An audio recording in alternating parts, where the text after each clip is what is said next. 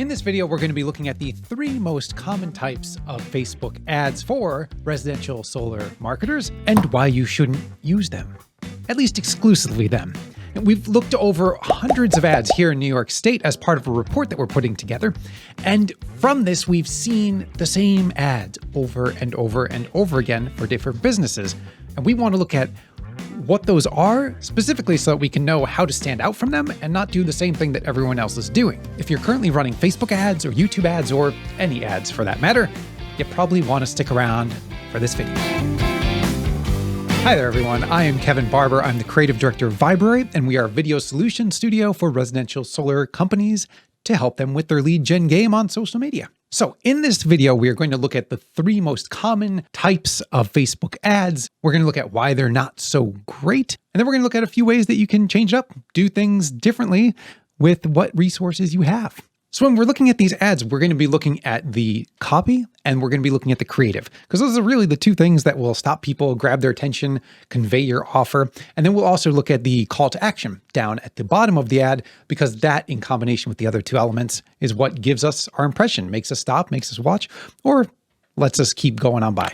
So the first most common ad on Facebook is the ad of the house with solar panels on it and offering some kind of financial benefit of adopting solar, whether that is how much money they'll save per month or how inexpensive their services are to implement. We are looking at financial benefit and we are looking at a picture of a house with solar. The reasoning behind why people use this so much is, okay, instant recognizability. We get that you put solar panels on houses, but it has a lot of problems associated with it, which we will now take a look at.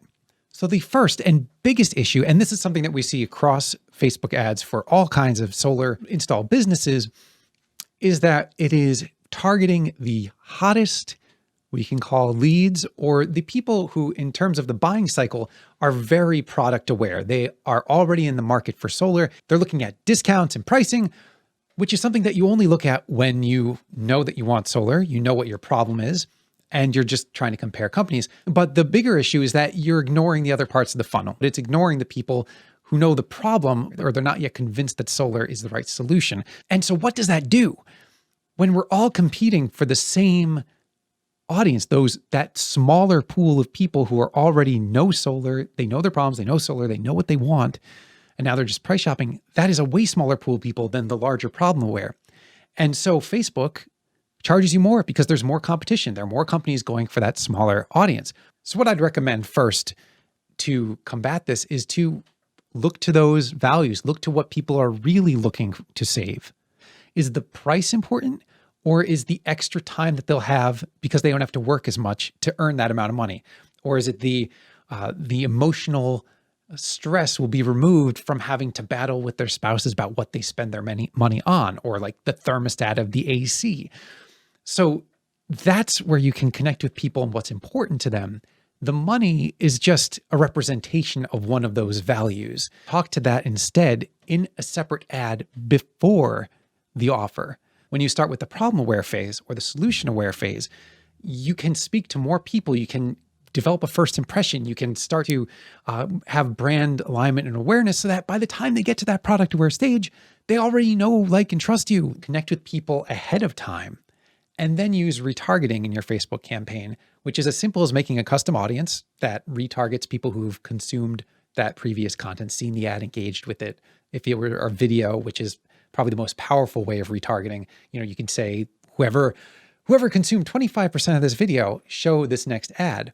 So you're pre-qualifying people with who engages with that first problem-centric ad, so that then when you serve the offer, it's going to be more relevant to them. It'll probably cost you less because Facebook will recognize that they're already interested. So that's the first thing. Appeal to values and emotion at the higher stage in the funnel, the wider group of people, before trying to go to those few people who are already primed and ready to buy. The second most common ad, so let's move on to the second one, quite often has basically the same kinds of images. There's that house, there's that solar panel, but the offer, what they're talking about in the copy changes, where they talk about the state rebates, and then they'll most often say, hey, take this quiz to see if you qualify. And that's a really popular way of doing it as well, because it helps people feel like they're getting something for nothing. But I'm guessing you can see the first problem I'm going to bring attention to here, which is that the state tax incentives are the same for every solar business. The only way that that would work is if you think that you're the only people reaching these potential customers with ads telling them this. But that is so not the case. And you probably know that in competitive markets, tons of people are vying for their attention. And when you talk about state rebates, what's unique about that? What sets your business apart from any other of your competition? That is something external. That is not something specific to your business. So then you have the take the quiz, and that's helpful. That's engaging. And I support 100% agree that having interactive element is helpful, and that brings them to your website and gives them a little more brand interaction with you. But again, that's something that's really common. I think it's a net neutral, net positive. But if look at what you pair it with, because pairing it with state incentives or a price, sure, use it with those things. But where I think it would be more beneficial is using it in the solution aware phase instead of the product aware phase. So separate that out. Don't, you see in an ad that I'll put up on the screen, they lump all that together where it's like, hey, great discount, state rebates, and take this quiz. Move the quiz to the solution aware ad, where you're talking about solar and how great solar is as a solution, not just your business. And then say, hey, you may qualify for this. And then you can serve, they'll be on your website, so you can funnel them that way. But then you could also serve a more offer specific ad talking about the rebates, the pricing, and maybe a testimonial and things that we just talked about. If using rebates may not be the best idea, what can we do? Well, I'd suggest something a little off, which is use it as a contrast point. Bring attention to the rebate. So you can say like, hey, all our competition has rebates. We all have the same rebates. It's the state rebate. But now let me tell you what's unique. And so you're not using that as the unique selling point. You're using it as a way to position your actual unique selling point and make you seem different. So that would be my biggest recommendation. If you want to talk about rebates, it's a great way of making them aware of it, but then also of showing how you're different. And the third most popular ad for social media that we've seen for residential solar, it's more of a broad application of people talking in generalities about their warranties, customer service, how reliable they are. Obviously, trust is a very important factor when installing something on a roof that's going to be there for years. Trust is huge. But then when we talk about trust, we talk in generalities. We say, hey, we are the most reliable business. We have a great warranty. And then we don't talk about it. And without those specifics, that means nothing. That's marketing speak that we've all been hit over the head with so many times. It's like high quality. Like, what does high quality mean? That could mean anything. So we need to get really more specific. So this one's really brief. So we're going to jump right to what can be done about this. And that is a number of different things. So let's break it down by some of the common generalities. If we look at warranties, all right, get into the specifics of what your warranty is, how many years you cover it, what kinds of services are included under it. Then include a story about how some act of God happened to one of your clients and how you were there for them, and then have them say it in their own words. Boom, so much more powerful. Next thing, okay, the quality of the workmanship. Great, same thing, couple it with a testimonial, but then also how about you profile one of your workers? Get them on camera and be like, to have them talk about their background. How long have they been working? What have they been doing? How many roofs they've done? So much more powerful because we put a face to a general claim. And then people will start to feel a more personal connection with your business because you're providing them that personal connection. If you talk about the quality of the materials, talk about the specific solar panels you use, position them against the others, talk about why they're better, assuming they are. I hope so.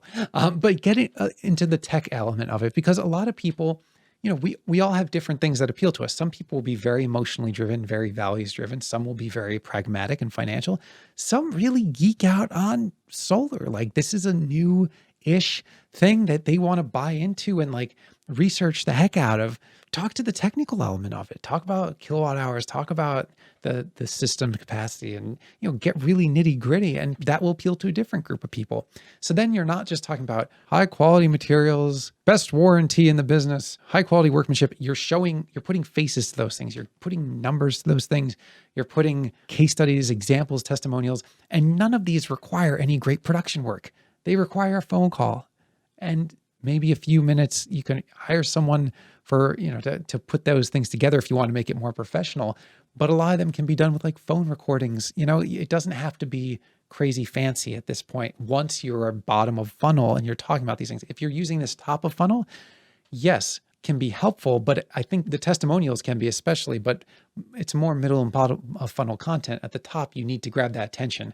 And if a testimonial video of a talking head doesn't really grab attention as much as a funny video might, or a graphic or something that grabs attention in a more visual way. So there you have it. The 3 most popular types of ads, even if that third one was more of a general mishmash of generalities.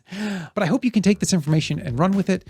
And sure, you can still use those ads with the houses and solar. It is instantly recognizable, it is helpful, but use it in conjunction with some of these other elements. Use it at the right place of the buyer's awareness journey, and then it will give you a lot better results for a lot less money. So if you have any questions about any of this, especially about creative, how to make standout creative at the top of the funnel, or to develop video solutions and different types of content throughout the customer journey, please do reach out to us. It's what we do for clients day in, day out. We'd be happy to point you in the right direction, give you some pointers, and help in any way that we can. So thanks for watching, everyone, and till the next video. Bye-bye.